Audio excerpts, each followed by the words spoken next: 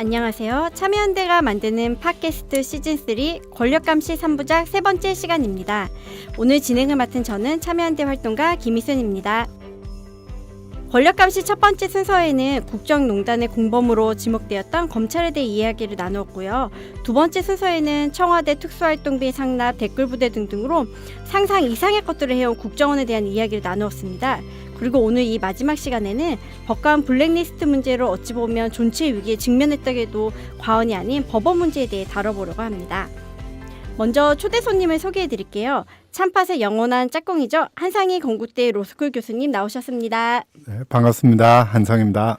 네, 항상 바쁘시지만 특히 요즘 참여민주주의와 인권 실현을 위한 대한민국 헌법 개정안 마련으로 더욱 바쁘신 것 같아요. 어떠신가요, 요즘? 그동안 이제 참여연대 TF에서 참여연대 개헌안 마련하는데 같이 이제 일을 좀 했었고요. 대충 그게 이제 정리가 돼서 지금은 대한민국 헌정사의 발전을 위해서 집에서 조용히 쉬고 있습니다. 네, 저희한테는 더욱더 더 큰 역할을 해주시면 좋겠습니다.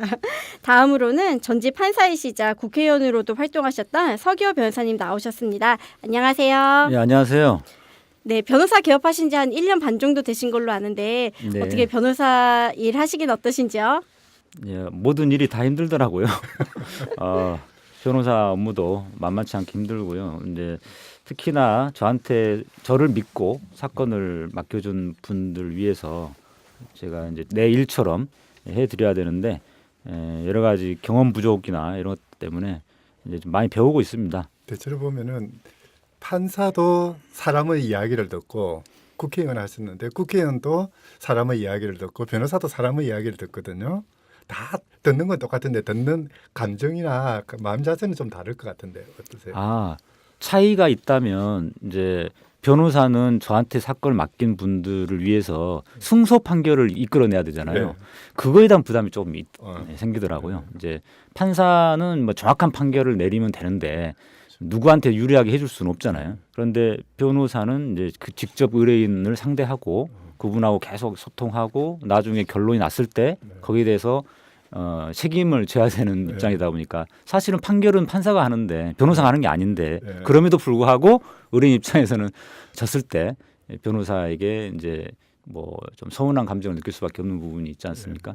그런 점이 좀 어렵고 좀 그러다 보면은 고객 이야기를 보다 많이 들어야 되고 많이 써와야 되고 많이 고민해야 되고 참 힘들 것 같아요. 네, 그런 측면이 있습니다. 근데 변호사처럼 이렇게 이야기를 변호사가 느끼는 그런 부분을 정확하게 알고 있는데 제가 원래 이론은 밝아요. 네, 이론을 밝으신 한상희 선생님과 또 이렇게 판사도 해보시고 국회의원도 해보시고 이제 변호사도 하고 계신 서기호 변호사님 이야기를 이렇게 다 같이 들을 수 있는 이 자리가 너무나 뜻깊을 것 같습니다. 오늘은요, 지난 1월 20일 대법원 추가조사위원회에서 법원의 블랙리스트 사건에 대한 조사 결과를 발표했는데요. 그 내용이 굉장히 충격적이었습니다. 대법원 산하 법원 행정처가 판사들의 성향과 동향을 수집하는 사실상 법관 사찰을 했다는 것이 밝혀진 건데요. 어떻게 이러한 일이 발생할 수 있었는지 그 배경과 문제에 대해서 이야기 나누고 또 법원이 제 역할을 제대로 하기 위해서는 어떤 변화가 필요한지에 대해서 오늘 이야기를 나눠보도록 하겠습니다. 올해 1월 대법원에서 판사 블랙리스트 조사 결과를 발표하면서 사회적으로 큰 이슈가 됐는데요. 간략하게 살펴보자면 1년 전이죠. 양승태 대법원장 시절에 이모 판사가 법원 행정처로 발령이 났는데 행정처가 관리하는 판사 동향 리스트를 관리해야 한다라는 업무 지시를 받고 충격을 받은 그 이모 판사가 여기에 항의를 하면서 법관 블랙리스트가 존재한다라는 이야기가 퍼지기 시작했습니다. 그래서 사실 진상조사를 촉구하는 분위기 속에서 이제 첫 1차 조사위원회가 만들어졌는데 그 당시에는 핵심 물증이라고 있는 그 판사 동향을 살펴본 문건에 담겨있는 컴퓨터에 대한 조사가 이루어지지 않아서 재조사 요구가 계속 있었고 김명수 대법원장이 새로 취임을 하면서 다시 한번 2차 조사가 이루어지게 되었는데요.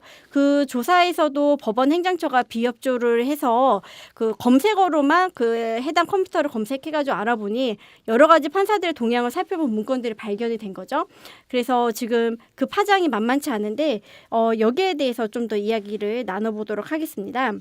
일단은 판사 블랙리스트, 법관 사찰 뭐 이런 말들이 법원에서 이루어졌다고 상상하기 어려울 정도로 과거 국정원 공작장치에서는 있을 만한 일들이 벌어졌는데요. 도대체 어떤 일이 벌어진 것인지 한세현 선생님께서 다시 한번 설명을 해주실 수 있을까요?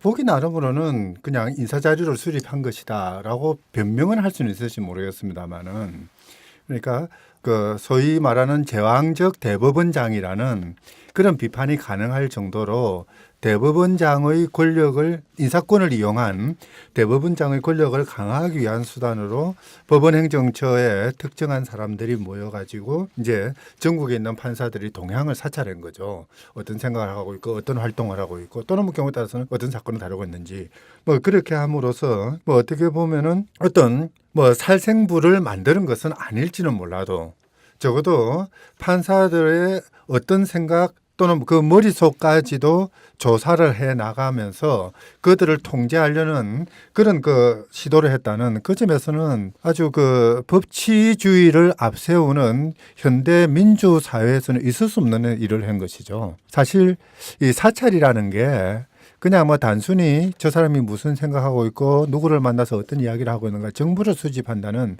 그 차원으로 생각하기 쉬운데요. 그걸 더 넘어서서 사찰 당하는 사람 입장에서는 내가 이렇게 하면 될까? 내가 저렇게 하면 밉보이지 않을까? 또는 내가 이런 생각을 하고 이런 글을 쓰면은 내 인사상으로 불리한 조치를 받지 않을까? 두려워하게 되거든요. 일종의 자기 검열이 이루어지게 되죠.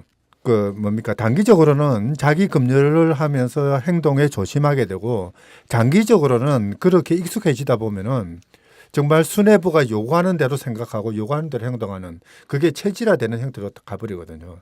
그리고 그렇게 되면은 우리 법원의 독립성, 중립성이라는 게 밑바닥에서부터 흔들릴 수 있는 그래서 우리나라의 법치주의가 근간에서부터 무너져 버릴 수 있는 그런 잘못된 일을 했던 것이죠. 네. 조사 결과 보고서는 저희 참여연대 사이트에도 원본이 올라가 있는데요.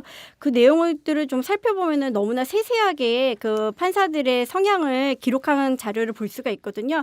그래서 인터뷰를 한 모 전직 판사는 자기 동료였던 친구가 이렇게 자기를 사찰했다는 게 믿을 수 없다, 경악을 금할 수 없다 이런 식으로 표현을 했는데요.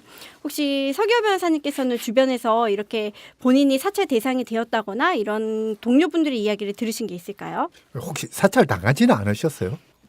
제가 2012년도에 이제 재임용 탈락 사건으로 법원을 나오게 됐는데 그 이전까지는 양승태 대법원장이 아니라 2011년 9월까지 정확하게 그때는 이용훈 대법원장님 체제였거든요. 근데 그분은 노무현 대통령 시절에 임명되신 분으로서 그분이 대법원장 시절까지는 지금처럼 뭐 조직적으로 일상적으로 사찰해서 문건까지 만들고 이런 거는 없었던 것 같습니다. 그런데 양승태 대법원장이 취임한 이후부터 이게 생긴 것 같거든요.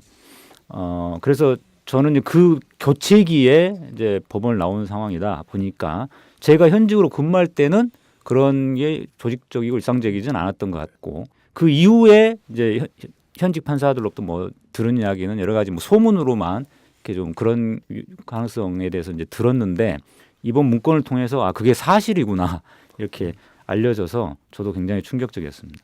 네.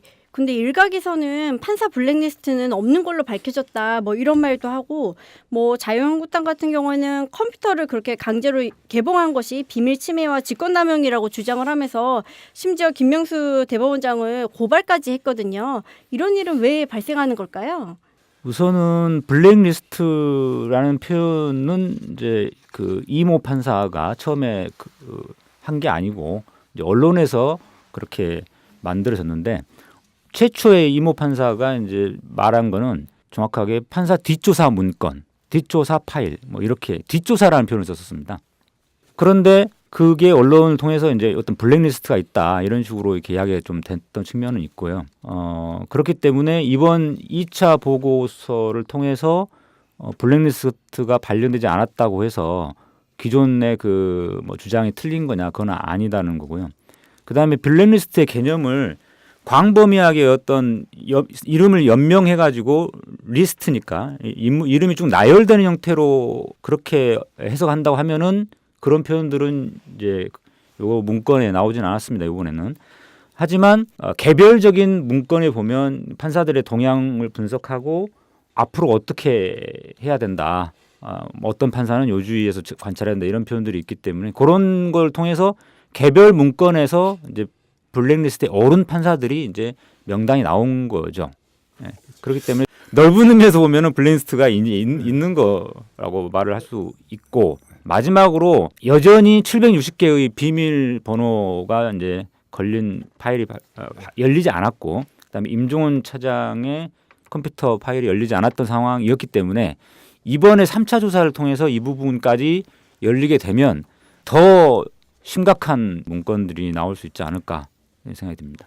이제 통상 블랙리스트 그러면은 엑셀 파일로 쫙 정리되어 있는 뭐 그런 걸 생각하기 쉬운데요. 여태까지 그런 블랙리스트는 거의 존재하지 않았고요. 대체로 블랙리스트란 뭐냐면은 특정한 사람의 이름에 그 사람의 성향이나 조사한 결과를 붙여놓고 쭉 그것을 정리한 그런 자료들, 이 자료 뭉태기 이제 거기에 덧붙여서 그런 조사 결과를 바탕으로 해서 누군가에게 불이익을 주겠다는 그런 목적으로 정리되어 있는 그 자료를 가지고 블랙리스트라고 그러거든요. 그렇게 보면은 지금 현재 법원행정처 컴퓨터에서 나온 자료들은 그 파일들은 그 자체가 블랙리스트에 정확한 의미에 해당되는 거죠. 특정한 판사가 어떤 생각을 하고 있었고 뭐 따라서 뭐 경우에 따라서는 그 자료에 근거해서 인사상의 불이익을 준다든지 할 수 있는 가능성이 열려 있으니까 이건 언제든 누가 봐도 블랙리스트라고 해야 되는 거죠. 네. 그렇게 본다면은 뭐 블랙리스트는 없었다. 2차 재조사가 문제가 있다라는 주장은 정말 얼토당토 않다고 볼 수 있겠네요. 그러니까 억지죠 뭐. 그 뭐 별로 할 말 없으니까 원래 그렇잖아요. 별로 할 말 없으면은 그냥 잡아떼는 게 제일 능사니까 그런 거죠. 거기다가 또 뭐 왜 남 개인 컴퓨터를 열어보느냐. 네. 근데 그게 개인 컴퓨터가 아니라 법원 컴퓨터잖아요. 그리고 법원의 사무를 처리했던 컴퓨터니까 그거는 개인 컴퓨터 뭐 개인정보 보호 거기에 해당되지 않을 것 같은데요. 네, 맞습니다. 저도 판사 시절에 법원을 2년에 한 번씩 이렇게 옮겨 다니면서 컴퓨터도 2년에 한 번씩 바뀌었습니다. 제가 사용하는 컴퓨터가. 그렇기 때문에 판사들은 자기가 사용하는 컴퓨터를 내 컴퓨터라고 내 개인 컴퓨터라고 생각하는 사람이 한 명도 없습니다. 그러니까 광주지법에서 근무할 때 쓰던 컴퓨터를 서울로 발령하면 들고 오지 않는 거잖아요. 그렇습니다. 그 당시에 사용하던 이제 자기가 판결문 쓸 때 뭐 필요했던 어떤 자료들 이런 자료들은 이제 USB나 이런 데 담아서 옮기는 거죠. 컴퓨터 자체를 옮기는 판사는 없죠. 네. 우리 법원의 판결도 이제 그 공용으로 쓰던 그 자료들은 비밀 사항이 아니다라고 한 것 같은데요. 그 이제 회사에서도 공용으로 그 회사용으로 쓰던 그 컴퓨터 안에 들어 있는 파일은 그거는 사용자의 것이 아니라 회사 것이다. 뭐 그렇게 판단했던 그렇습니다. 것 같은데요. 판사가 어떤 업무상 이제 판결문을 하게 되면 그 판결문을 공식적으로 법원의 그 전산망에 올리게 돼 있는데 이런 것들은 판사 개인의 창작물이라기보다는 이제 법원의 어떤 자료들이 되는 것이죠.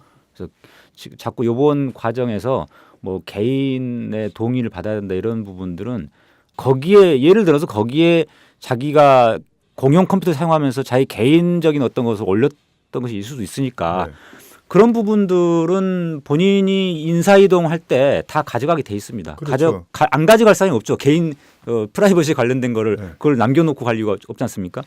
그렇기 때문에 그런 개인적인 게 남아 있을 리도 없고요.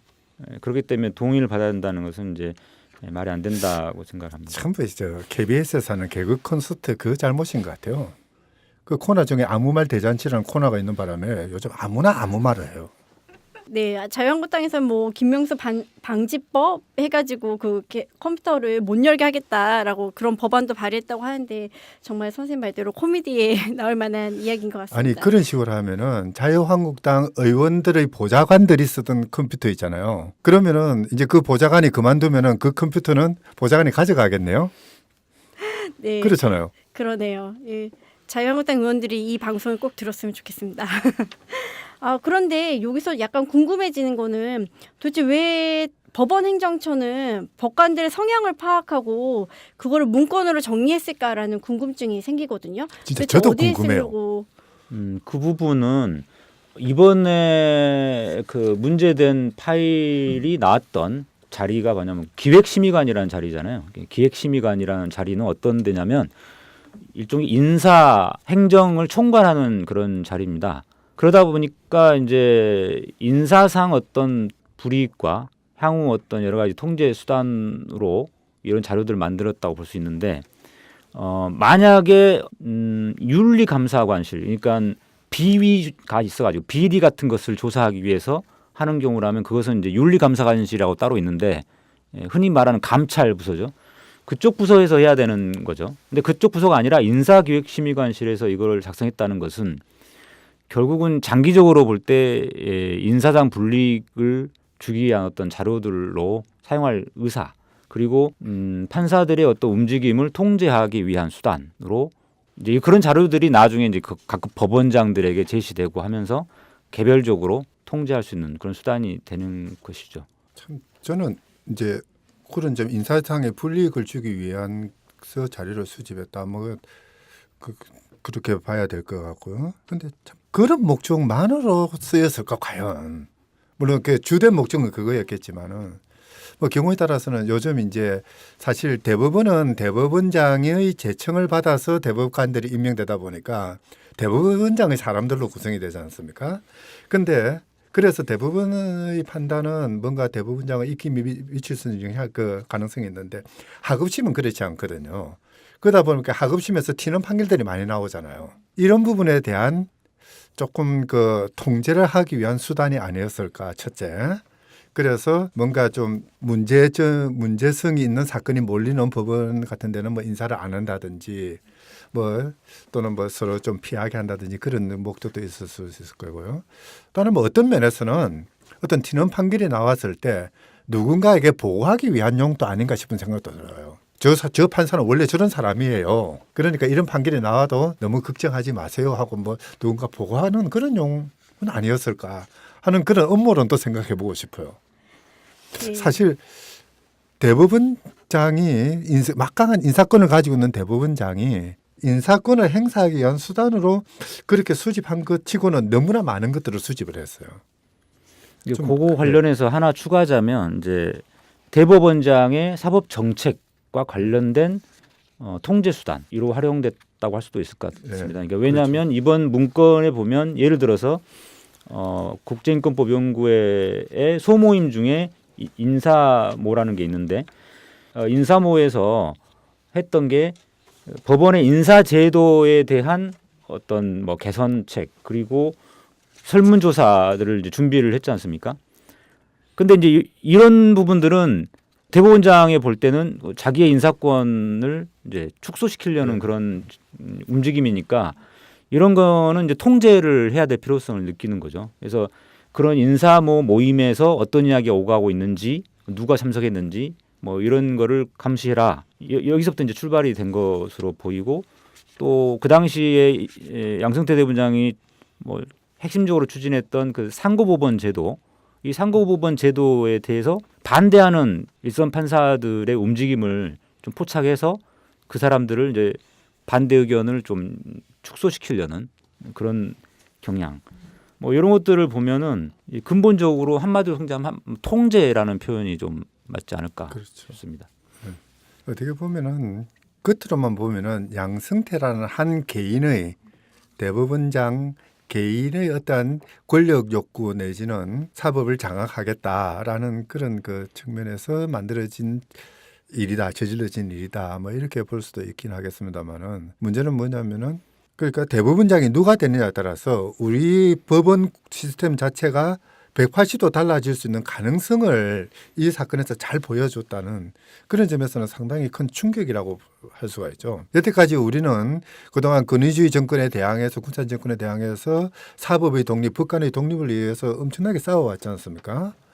그 이제 우리 사법감시센터도 참 거기에 일조를 하긴 했는데요. 근데 민주화가 되면서 어렵게 우리가 쟁취했다고 생각했던 그 사법의 독립이라는 것이 일순간에 이렇게 무너져 버리는 뭐 무너졌다는 표현이 이상하지만은 무너질 가능성을 체감하게 된 것이죠. 참 뭐 이런 점에서 보면은 이 사건은 정말 그냥 넘어가서는 안 되는 적어도 우리 사회가 민주사회가 요구하는 법치국가다는 점에서 이거는 시민들이 분노해야 될 것이고요. 더 나아가서 법관들이 가지고 있는 법관으로서의 자부심, 이 법과 정의의 구현자라는 중립적인 구현자라는 그런 자부심을 위해서라도 법원 내부에서도 치열하게 싸워야 되는 부분이 아닌가 싶은 생각이 듭니다. 예, 지금 되게 좋은 말씀하셨는데요.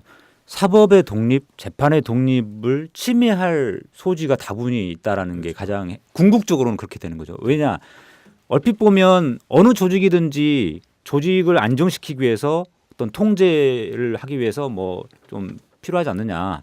이렇게 일반적인 조직론으로 생각하면은 뭐 이런 게 있을 수 있지 않냐 생각할 수 있거든요. 근데 문제는 이 조직이 법원이라는 겁니다. 법원이라는 곳은 다른 일반 행정 조직이나 다른 공무원 조직과 달리 뭐 거기서도 이런 사찰이 있었으면 안 되지만은 더더욱 법원이라는 곳은 각 개별 판사들이 독립해서 재판을 하는 그것이 보장이 돼야 되는데 이렇게 일상적으로 어떤 정책에 대한 뭐 통제를 이렇게 하다 보면은 그것이 궁극적으로는 그 판사로 하여금 개별 재판에서도 이렇게 튀는 재판을 못하게 만드는. 그러니까 그렇죠. 튀인다는 표현은 이제 그쪽에서 볼 때 튄다고 표현하는 거지만 그 판사 입장에서 볼 때는 소신이 있는 판결이 되는 거잖아요. 자기의 법과 양심에 따라서 치열하게 고민하고 그 숙고한 결과로서 판결을 내린 거거든요.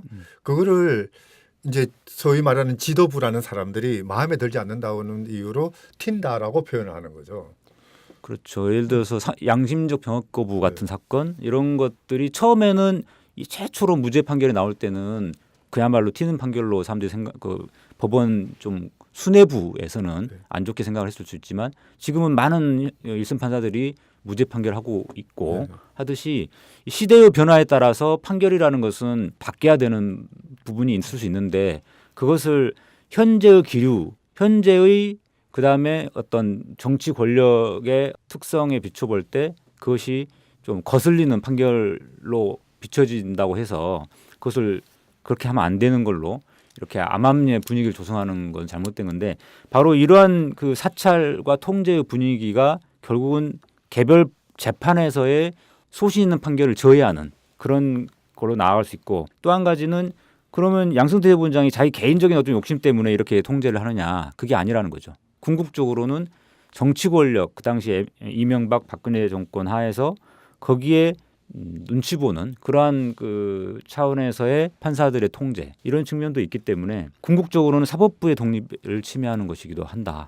그래서 결국은 사법부의 독립과 재판의 독립이 87년 6월 항쟁 이후로 형식적으로는 뭐 이루어진 것처럼 보였지만은 실질적으로는 여전히 간접적인 방식으로 침해되고 있다.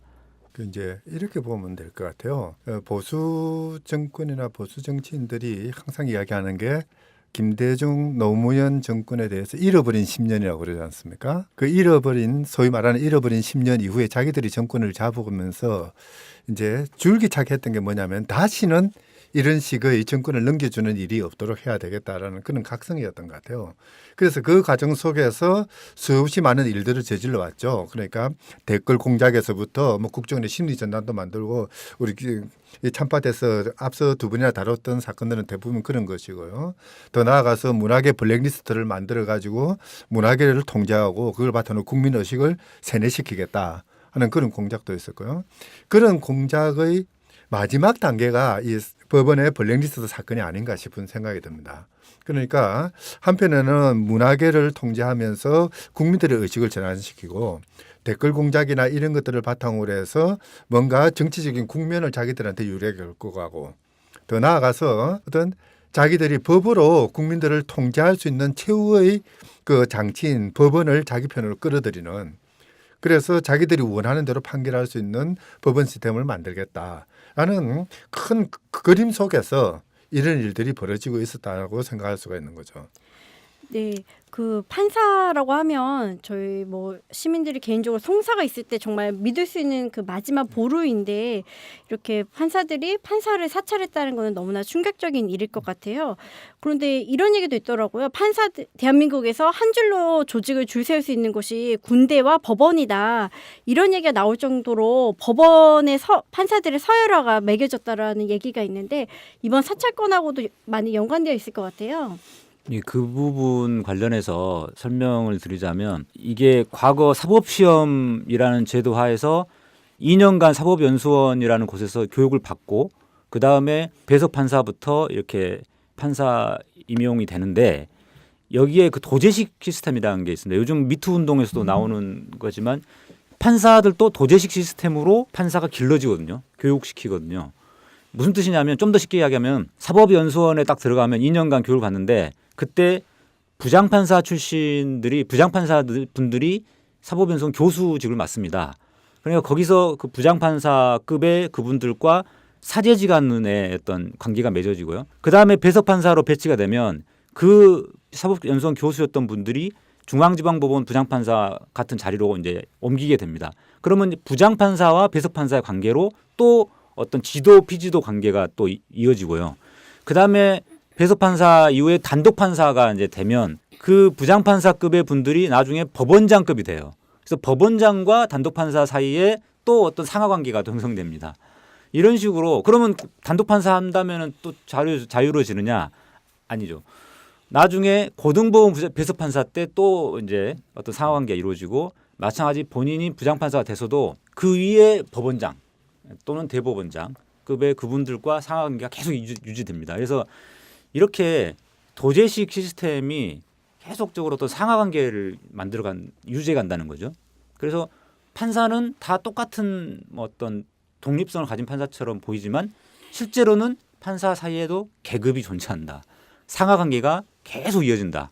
그러다 보니까 개별 법정에 가서 판사가 재판할 때는 그 법정은 그 재판장이 유일한 어떤 최고 권위자죠. 하지만 그 판사가 법정을 나와서 사무실로 돌아가는 순간, 그 다음에 회식 자리에 참석하는 순간 그 판사는 법원장 밑에 부장판사 밑에 하나의 부하 직원처럼 된다는 겁니다. 제가 얼마 전에 좀 몇 년 되긴 했습니다만은 좀 충격적인 발언을 들었는데요. 사법개혁에 관련된 회의에 갔었는데 그래요. 내가 모시던 부장판사님, 저분은 내가 모시던 부장판사님이었습니다. 또 조금 있다 보니까 저 사람은 내가 데리고 있던 배석이었다.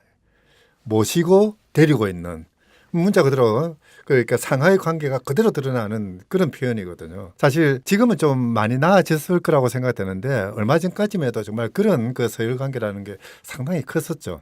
그리고 이제 그런 그 서열 관계 속에서 어떻게 보면은 그러니까 그 서열의 정점에 있는 이 대법원장이나 이런 사람들이 전체 법원을 통할하는 이런 체제가 마련되었다고 해도 과언은 아닌 거죠. 네, 법관의 독립성이 굉장히 중요하다고 알았는데 이렇게 서열화돼 있다는 거를 알게 되니까 너무 충격적인데요. 이 문제를 어떻게 해결할 수 있을지는 잠시 후 2부에서 좀 더 이야기를 나눌 수 있을 것 같고요. 법원 행정처 얘기를 좀 더 해보고 싶은데요.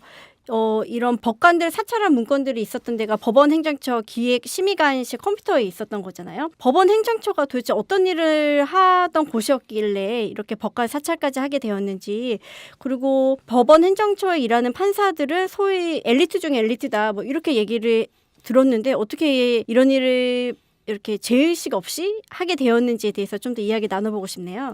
원래 법원 행정처는 말 그대로 사법행정을 담당하는 곳이어서 쉽게 말하면 이제 개별 판사들이 재판을 하면서 그 재판을 잘할 수 있도록 물적인 시설이나 어떤 인적 시설 뭐 이런 부분들을 지원해주는 그런 곳이어야 됩니다. 그런 곳으로 출발했죠. 그런데 하다 보니까 이제 이 인사 문제는 여기 사법행정을 담당하는 행정처가 인사까지도 담당을 하거든요. 대법원장이 인사권이 있지만 대법원장 혼자서 그 3,000명에 달하는 판사들의 인사를 혼자서 할 수 없지 않습니까?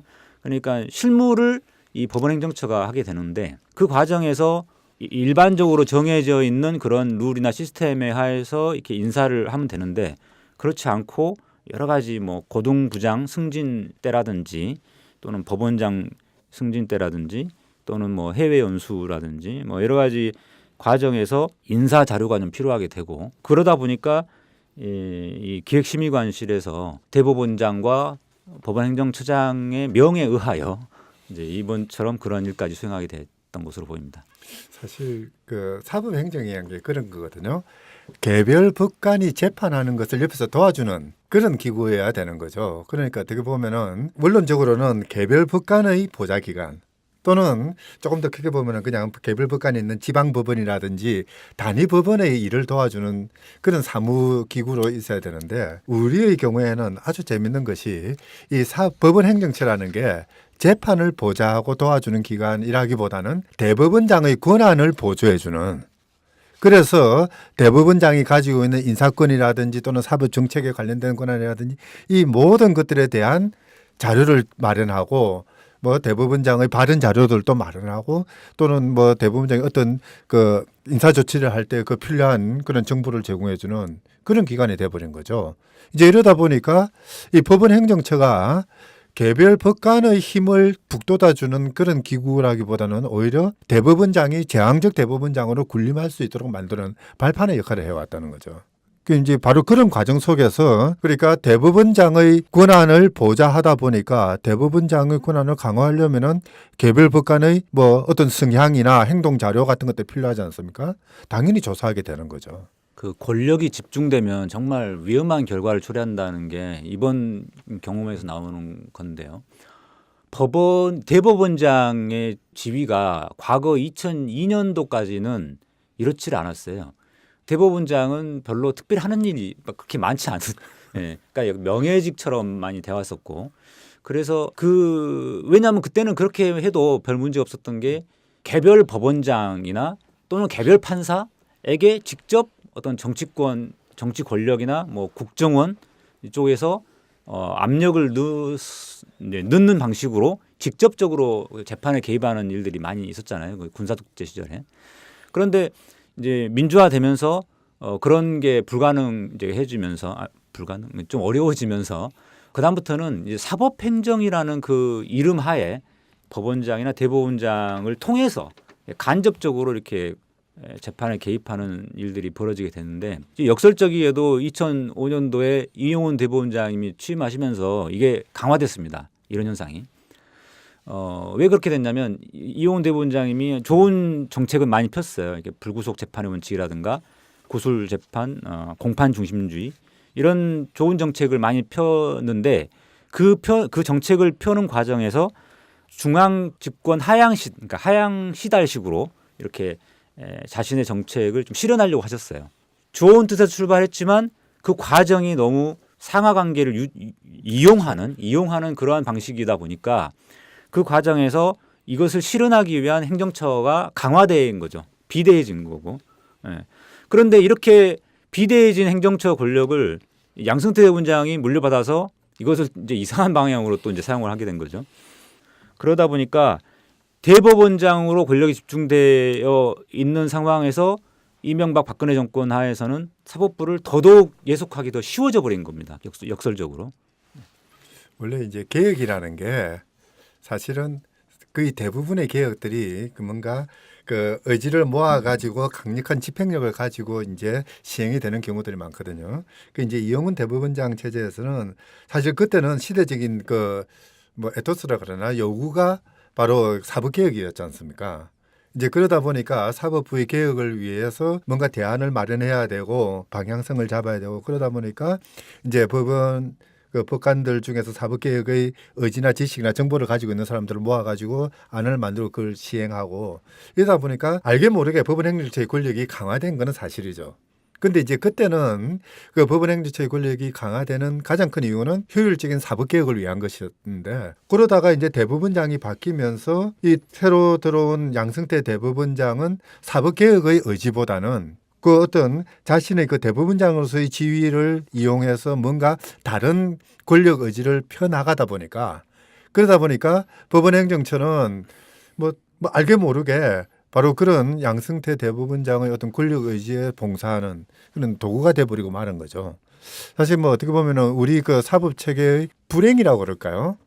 뭔가 시대적인 요구에 따라서 그 시대적인 요구를 받아들이는 가장 좋은 체제로 나아갔는데 그게 어느 한순간 사법부를 좀먹는 사법부를 그 나락으로 떨어뜨리는 그런 암종이 돼버렸다는 그런 그 문제가 있었던 거죠.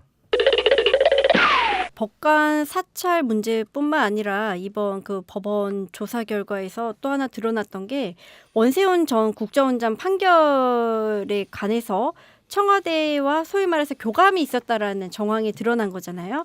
그래서 원세훈 판결과 상고법원 설치를 맞교환하자 뭐 이런 전략까지 세우는 그런 문건이 발견이 되었는데 여기에 대해서 한 말씀 부탁드립니다. 100%를 양보했어요. 이 사건을 가진 사람은 어쨌든 이 사건을 제대로 행사하려면은 그 인사권의 대상이 되는 사람에 대해서 정보를 수집해야 될 거 아닙니까? 근데 정말 이번 원세훈 재판과 관련된 자료들이 나온 것을 보면은 그 100%를 양보해도 도무지 설명이 되지 않는 너무나 이게 적나라하게 그러니까 이 정치 권력이 바로 그러니까 사법의 최정점인 대법원장 또는 뭐 그 법원 행정처를 이용해 가지고 구체적인 사건 특히 그것도 정치적인 그 뭡니까 함의가 큰 그런 재판에 직접 영향을 행사하려고 했다는 이 점에서는 말 그대로 과거 권위주의 체제 정권 뭐 중앙정보부나 안기부가 법원을 쥐락펴락했던 바로 그런 시절로 되돌아가려고 했던 건 아닌가. 그동안 이제 우리가 피와 땀을 흘려가면서 민주화를 위해서 노력해왔고 또 민주화의 성과를 자랑하기도 했는데 그 모든 것이 적어도 이 사건에 관한 한은 무위로 돌아간 건 아니냐. 뭐 개탄할 정도의 사건이죠. 예, 이 문건에서 재밌는 표현이 나오는데요. 1심과 달리 결과 예측이 어려우며 항소심의 경우에 행정처도 불안해하고 있는 입장임을 알렸다라고 이렇게 써 있어요. 이 표현은 대로 하면은 그러면 1심 재판을 맡았던 그 이범균 부장판사에 대해서는 예측이 가능했었다라는 거잖아요. 그럼 행정처에서는 1심에 이범균 부장판사가 어떤 결론을 내릴지 선거법 위반에 대해서 무죄라고 선고할 것이라고 예측했다는 거고 그 부분을 알렸을 것으로 이제 추측이 되는 거죠. 그런데 항소심을 맡았던 그 김상환 부장판사님에 대해서는 예측하기 어렵다. 이분이 혹시 유죄 판결 선고할 수도 있다라는 생각을 했다는 것인데요. 1심과 굉장히 비교되는 그런 표현들이 나왔고요. 그다음에 여기에 우병우 우땡땡 민정수석으로 돼 있는데 이게 이제 우병우 민정수석이죠. 이분이 사법부에 대한 불만을 표시하면서 향후 결론의 재고의 여지가 있는 경우에 상고심 절차를 조속히 진행해 달라. 그리고 전원 합의체 회부해 줄 것을 희망하였다. 이렇게 또 써 있습니다.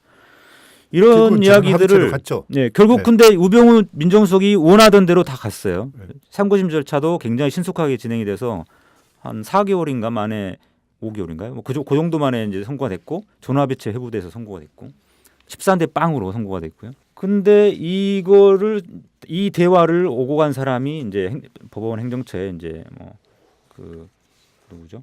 임종원 처장으로 이제 당시에 보이는데 임종원 차장님. 우병우 민정수석에 대해서 그 핸드폰 압수수색했을 때 그때 그 임종원 차장과 대화한 게 굉장히 많이 오고 갔다.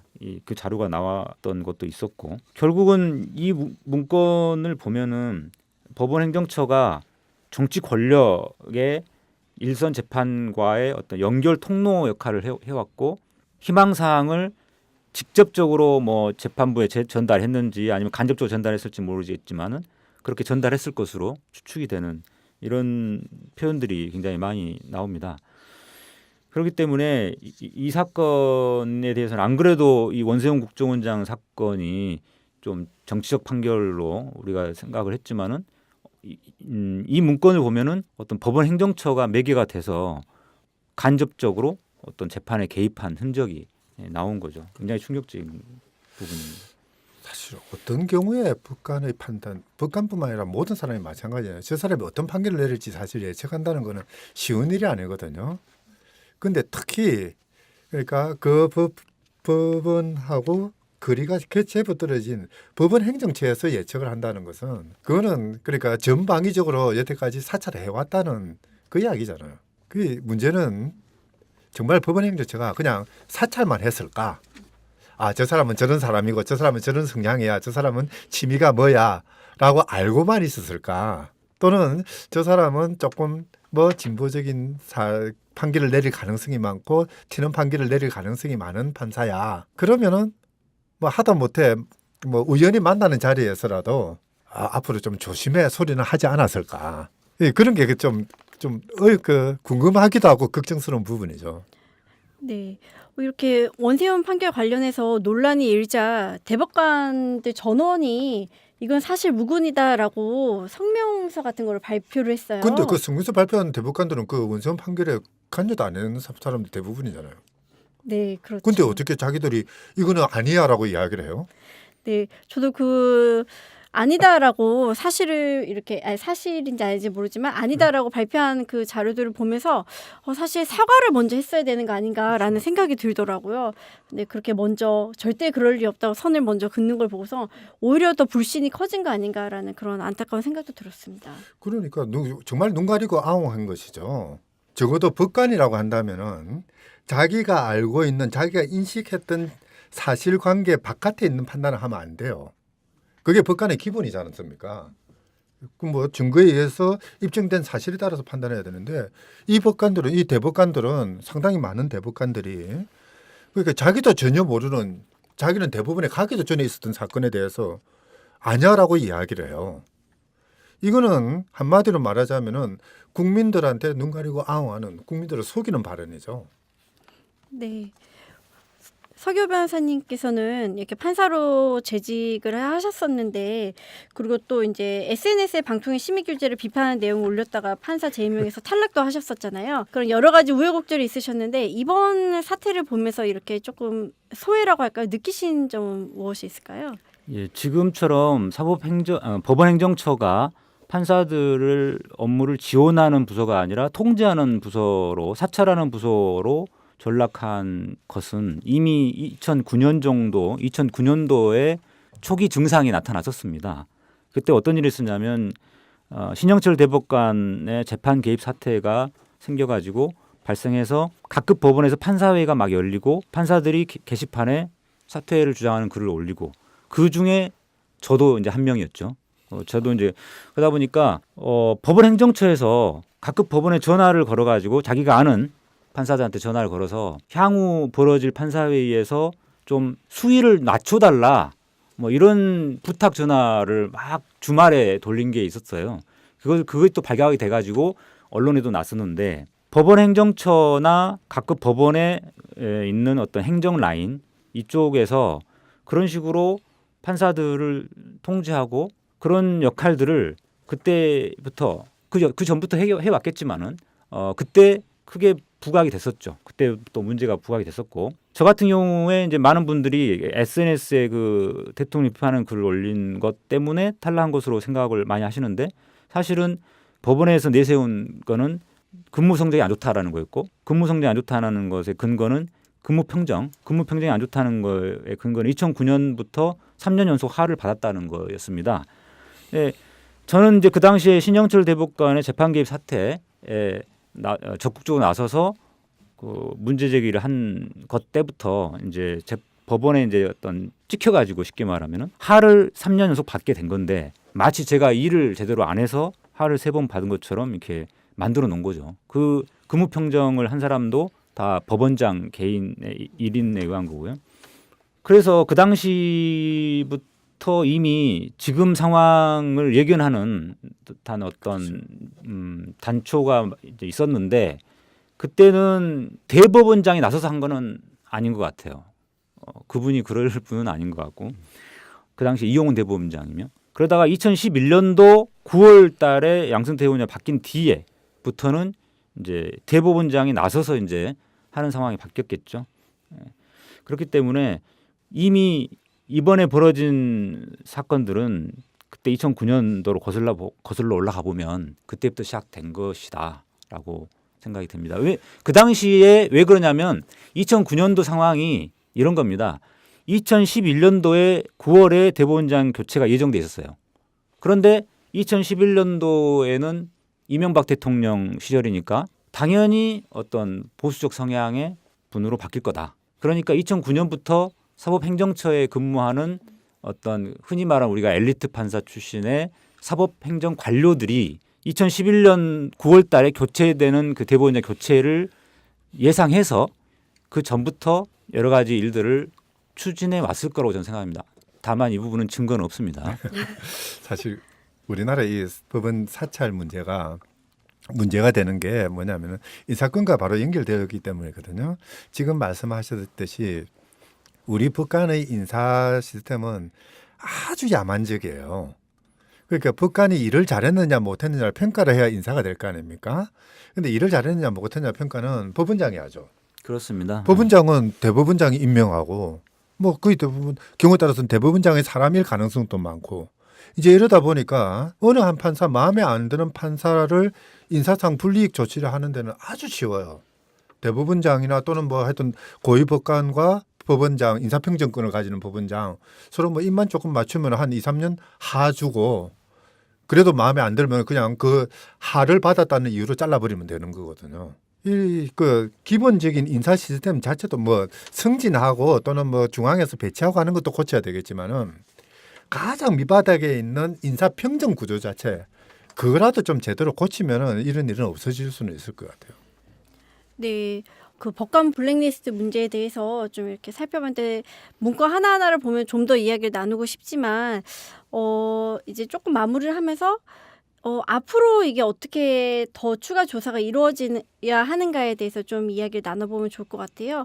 사실 이 문제가 1년 전에 처음 불거졌을 때부터 판사회의가 좀 이렇게 각 법원별로 이루어지고 있긴 한데 외부에서 보기에는 참 그 속도가 너무 느리고 핵심 물증이라고 나오면 컴퓨터에 대한 조사도 참 빨리 했으면 좋겠다는 그런 생각이 드는데 지금 일단은 3차 조사단이 꾸려졌거든요.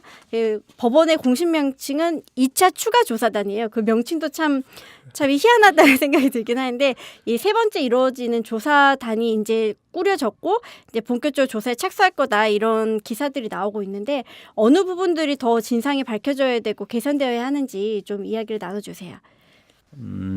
지금 법원의 조치들을 보면 약간 굉장히 느리게 되는 것 같고 좀 답답하게 느낄 수는 있는데요. 법원에 12년 근무를 해봤던 제 경험에 비춰보면 지금 현직 법원의 판사들의 어떤 성향이나 특성에 비춰볼 때 오히려 이렇게 천천히 가는 게 더 맞다는 생각이 듭니다. 왜냐하면 법원의 판사들은 생각보다 굉장히 이제 재판을 하는 분들이다 보니까 꼼꼼한 편이에요.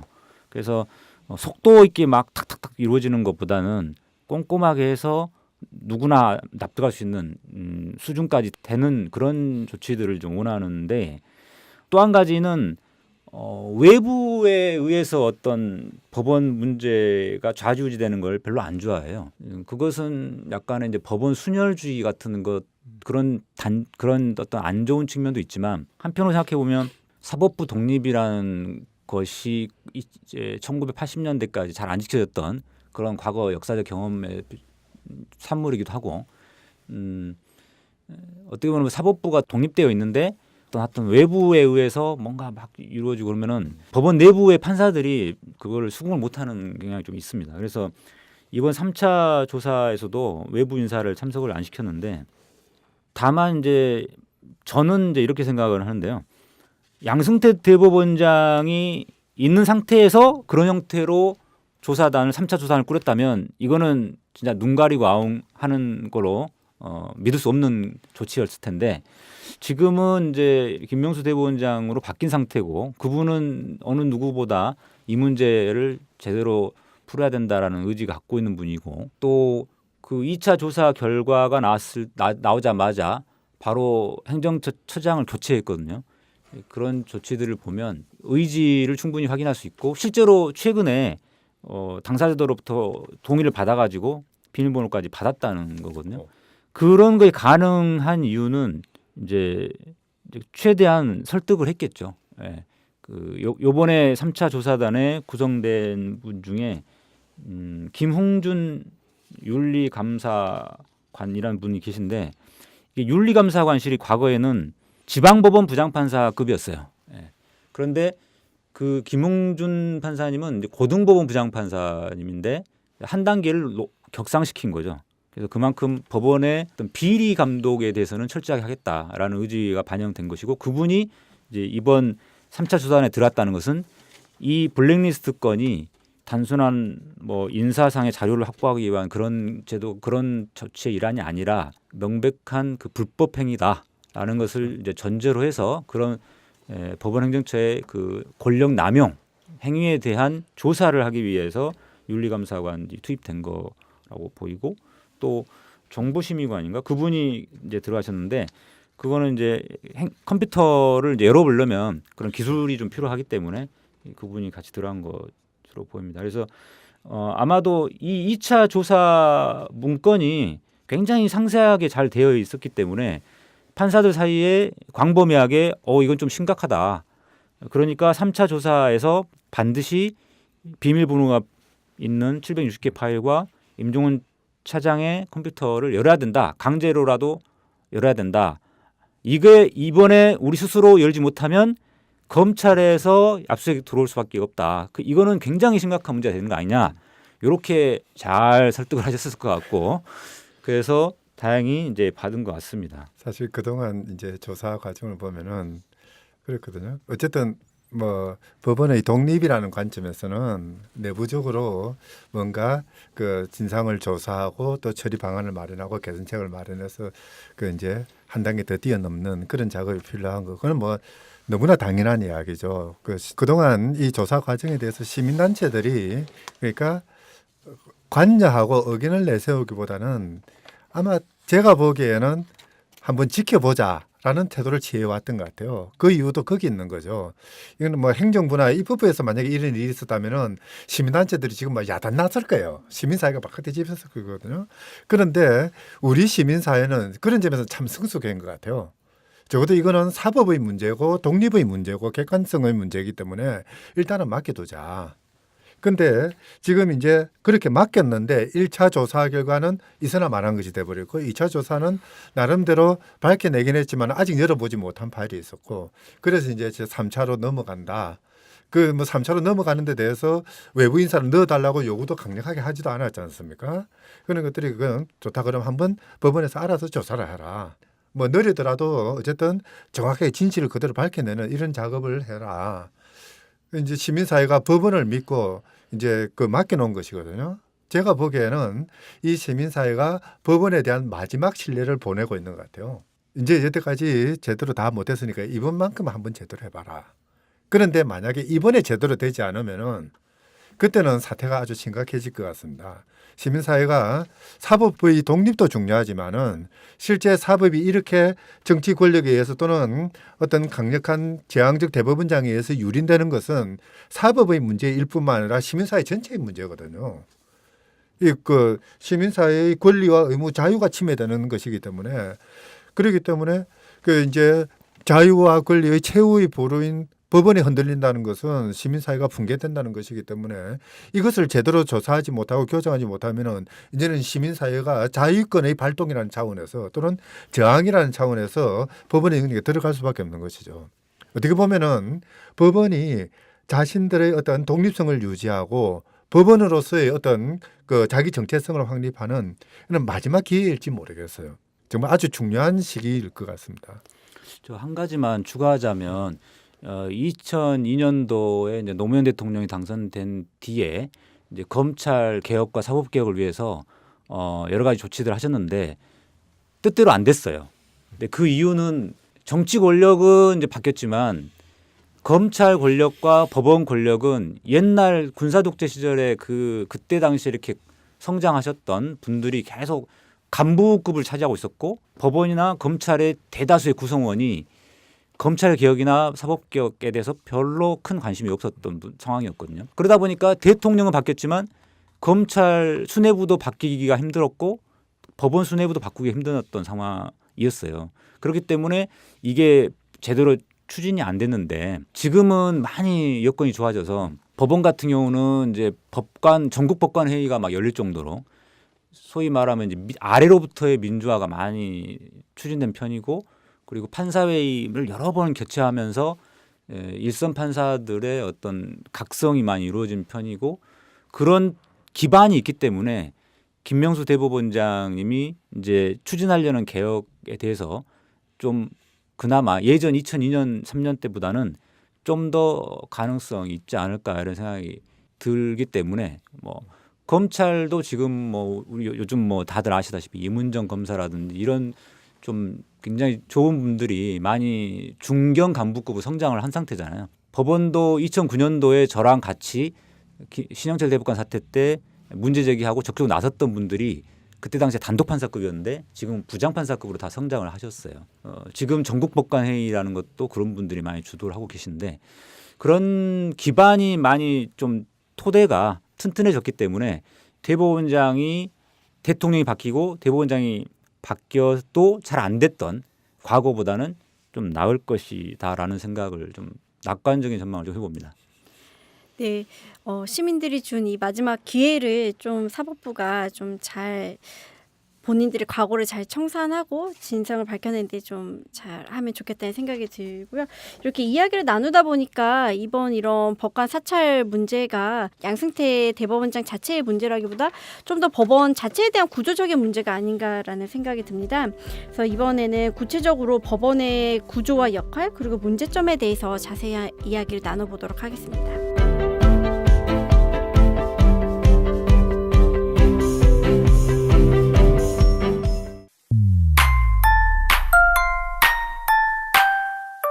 그거 알아? 옛날엔 대학 입학금이라는 게 있었대. 대학 입학금? 그게 뭔데? 등록금이랑 다른 거야? 다른 거래. 등록금 말고도 입학금이라는 이름으로 대학에 크게는 100만 원이나 더 냈었대. 그런데 왜 100만 원인지 산정 근거도 없고 사용처도 불분명했대. 그런 걸 왜 내? 어떻게 없어졌는데? 바로 청년참여연대가 있었기 때문이지. 즐거운 변화를 위한 청년참여연대의 활동을 응원해주세요. 참여연대는 정부 지원금을 받지 않습니다. 청년의 삶을 바꾸기 위해 나서는 청년참여연대의 회원이 되어주세요. 문의 02-723-4251 지금 전화주세요. 02-723-4251 지금 전화주세요. 청년참여연대 네!